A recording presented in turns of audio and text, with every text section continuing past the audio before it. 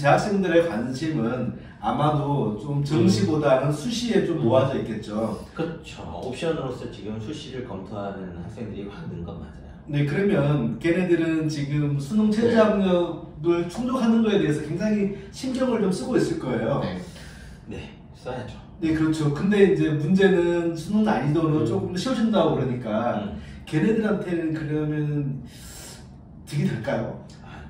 그러니까 같은 얘기인데 그 쉬워진 것도 결국 반사이익이 있다면 그것도 N수생이 가져가는 거기 때문에 저는 별로 이렇게 큰 의미가 없다고 생각을 하고, 이제 아까 말씀하셨듯이 만약에 그 N수생 같은 경우는 내가 잘 나왔어요. 그러면은 이제 받아서 다른 대학 좋은 대학 가는 거고, 만약에 잘 안 나왔으면 원래 있는 데 돌아가면 되는 거니까 그 친구들은 사실 손해밖에 없습니다. 그렇죠. 네. 그러면은 이제 걔네들은 손을 N수생은 좀 제껴놓고, 그러니까 반수생이죠.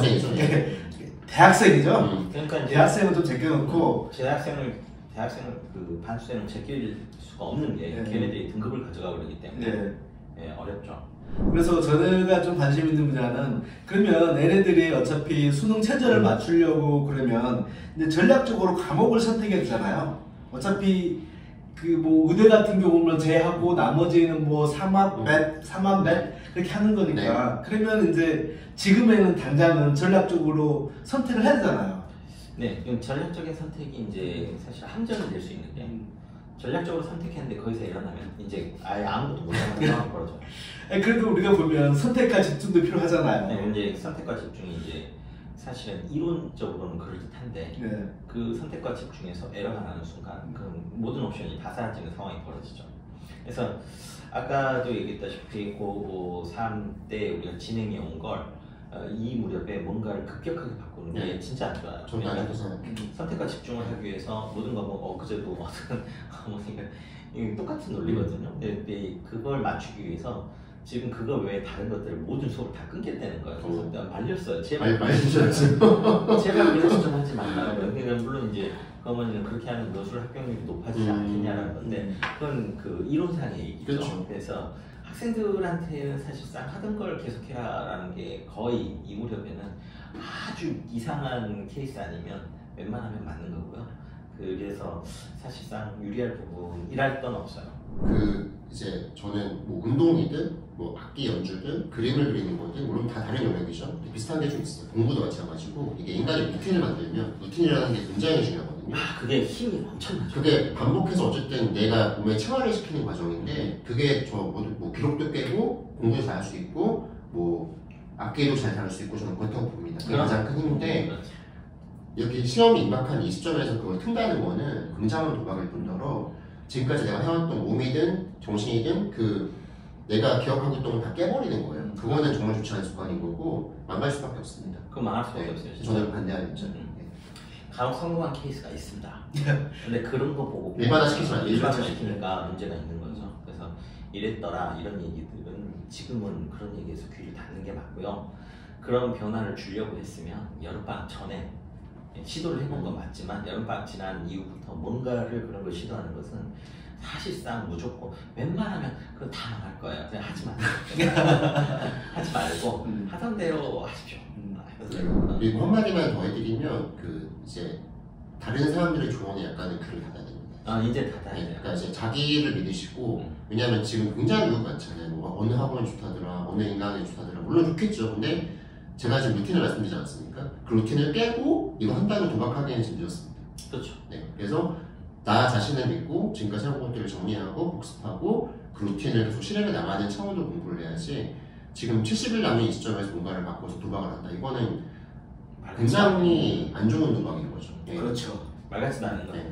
이게 그러니까 여러분들이 항상 아까도 루틴에 대해서 얘기했는데 새로운 루틴이 힘을 가지는 시간이 필요한 거예요. 새로운 루틴이 정착이 되고 그게 파워를 가질 때까지 시간이 필요한데 지금 남은 기간에 그걸 하겠다? 말도 안 되는 얘기예요. 진짜 말도 안 되는 얘기고 그러니까 이제 우리가 그 상상 속에 그러니까 이제 우리 영화나 이런 데서 나오는 그 굉장히 클리셰가 있잖아요. 오늘 밤새도록 뭔가 연습해가지고 내일 시합인데 잘 됐어. 오늘 밤새도록 연습하면 내일 시합에서 무조건 망해요. 그렇죠. 마탱이가 가가지고 얘가 뭔가 비기를 닦아가지고 내일 잘 돼. 그럼 말 같지도 않은 걸 그러니까 이제 만화 영화나 솔직히 그 공부 안 해보고 운동 안 해보고 뭐 안 해본 애들 그래서 그 안에서 뭔가를 성공을 안 해본 애들이 그따위 생각을 했거든요. 마지막에는 사실은 시험 전날 잠도 좀 필요한 만큼 자야 되고 네. 더 심하게 얘기하면 오전에 꾸벅꾸벅 졸던 애들은 반드시 1교시 국어는 무조건 망합니다. 네. 그건 어쩔 수 없어요. 뭐 그날 당일만 정신 차릴 수 있다. 아니, 그런 게 어딨어. 그러니까 분명히 망해요. 그런 습관 자체를 이미 이맘때는 들어있어야 되거든요. 그러니까 오전 그러니까 이 무렵에 고등학교 3학년이 됐든 입시생이 된 그 교실에서 오전 1교시 9시에 졸고 있는 애는 걔는 무조건 국어 시간에 졸게 돼 있고요. 걔는 무조건 망하게 돼 있어요. 그러니까 이맘때에 완전히 이제 그 루틴이 바뀌어야 될 순간에 뭔가를 바꾸겠다? 말 같지도 않은 얘기 하지 말고요. 이런 식의 그런 특별한 뭔가를 해서 뭔가 덕을 보겠다 이런 생각하지 마세요. 그럼 무조건 망합니다. 이제 그럼 이제 그 과목별로 저희가 뭐 이제 약간의 팁? 뭐 저희가 뭐 심층적인 조언까지 못해드려도 뭐 이 정도로 하면은 그 나쁠 건 없다 정도로 한 말씩 해드리면 좋을 것 같습니다. 그래서 성전님 또 수학에 대해서 어떻게 하면 좋을 것 같다. 일단 수학 같은 경우에는 이제 사실은 외울 게 제일 적지만 외울 게 진짜 적잖아요. 다른 과목에 비하면. 근데 문제는 그게 모양 바꾼다는 게 되게 골치 아픈 부분이에요. 그러다 보니까 아이들은 자기들은 예를 들어 기본 공식이나 이런 것을 외우고 있다고 생각하는데 실은 외워져 있지 않은 경우가 많아요. 그러니까 이제 무슨 얘기냐면 형태를 조금만 바꿔도 애들이 딴 거라고 생각해요. 이런 경우 되게 많거든요. 그래서 그런 경우가 한 가지가 있고 그 다음에 우리가 이제 애들이 조금 똑똑한 애들의 경우에 그런 경우가 되게 많죠. 이해하고 숙달이 된 건 다른 거예요. 그러니까 보통 수학이 3등급 정도 되면 어느 정도 이해가 된 학생이거든요. 근데 3등급하고 1등급의 차이가 되게 좀 묘한 부분이 있죠. 그러니까 이제 우리도 어릴 때 생각해 보면 교실에서 되게 재밌는 모습을 볼 수 있는 게 3등급짜리가 1등급한테 뭔가를 가르쳐 줄 때가 있어요. 잘 이해를 해. 오히려. 근데 시험을 보면 걔는 3등급이야. 거기에는 이유가 있는 거죠. 그래서 이제 3등급 정도 되면 어느 정도는 분명히 잘 알고 있는 학생인데 점수가 안 나온 데는 분명히 이유가 있고 거기에는 이런 숙달의 문제가 있어요. 그건 완전히 다른 문제죠. 이해했기 때문에 나는 알았다라고 생각하는 순간 너는 망했다고 생각하시면 되는 거죠. 수학은 그런 부분이 있다. 이렇게 생각하시면 될 것 같아요. 그래서 제대로 알고 있느냐를 명확하게 가르는 게 모든 과목에서 가장 중요한 부분이겠지만 수학은 정말 그 부분이 잘 드러나는 부분이기 때문에 우리가 알고 있는 걸 명확하게 잘 정리를 해서 가져가는 게 되게 중요하다. 이렇게 생각하시면 될 것 같아요. 영어에 대한 말씀해 주세요. 네, 방금 송도 선생님께서 그 숙달이라는 표현을 썼잖아요. 저는 숙달이라는 표현보다는 익숙함이라는 표현을 쓰고 있습니다. 그러니까 영어는 역시 익숙하면 빨리 풀죠. 그래서 좀 얼마나 익숙한가, 익숙함의 정도를 평가하는 시험이 저는 영어 시험이라고 생각을 합니다. 그래서 그 익숙해지는 것이 가장 중요한데 그러면은 어떻게 익숙해져야 되나요? 문제를 풀 때 저는 첫 문장이 가장 중요하다고 생각합니다. 가급적 아래 문장, 첫 문장을 제외한 나머지 문장들은 날림으로 좀 읽는다 하더라도 첫 문장만큼은 가급적 다른 문장에 비해서 좀 시간을 들여서라도 정확하게 이해하려는 그런 익숙함이 필요하다고 생각합니다. 그럼 국어는 오히려 이경주 선생님이 해줍니다. 국어는 사실 이게 수험 국어잖아요. 수험 수학, 수험 영어 다 같은 맥락이지만, 그러니까 이제 아마 같은 맥락인데 조금은 다른 게 있다고 생각하는 게 보통 국어 같은 경우 아이들이 문제를 그냥 뭐 채점을 하고 그냥 넘겨버리죠. 그러니까 맞은 문제, 틀린 문제인데 거기 3점이 발생합니다. 무슨 말이냐면 그 문제가 똑같은 유형과 똑같은 맥락으로 나온다는 보장이 1도 없고요. 그리고 국어만큼 문제의 결과 텍스처와 어떤 결을 튜기가 되게 쉬운 과목이 없습니다. 그러니까 그렇게 된 순간 내가 지금까지 나왔던 점수가 다 무화되는 것이기 때문에 내가 지금 나온 점수가 똑같이 나온다는 일단 거기 그 맹점에서 벗어나셔야 되고, 그러려면 일단 그 내가 지금까지 했던 거를 아는 거라도 반복하고 이제 쭉 계속 다시 보시는 과정이 되게 필요한 것 같고, 만약에 어떤 문제가 나왔을 때 그 문제를 그냥 채점하고 넘어가지 마시고 그거를 조금 더 정밀하게 독해하는 연습을 해보시는 게 좋을 것 같습니다. 가령 비문학을 한다면 그러니까 어떤 지문이 있을 때 그거를 좀 세부적으로 독해하는 거죠. 이거의 주제는 뭐고, 목적은 뭐고, 말하고자 하는 바는 무엇이고, 뭐 논지는 무엇이고, 그런 식으로 한번 세밀하게 독해본 친구도 많이 없을 거예요. 근데 이게 수능뿐만 아니고 논술과도 굉장히 직결되는 그 문제입니다. 그러니까 이거를 잘할 수 있는 학생은 논술도 잘할 수밖에 없어요. 왜 그렇게 글을 심화적으로 읽을 수가 있으니까.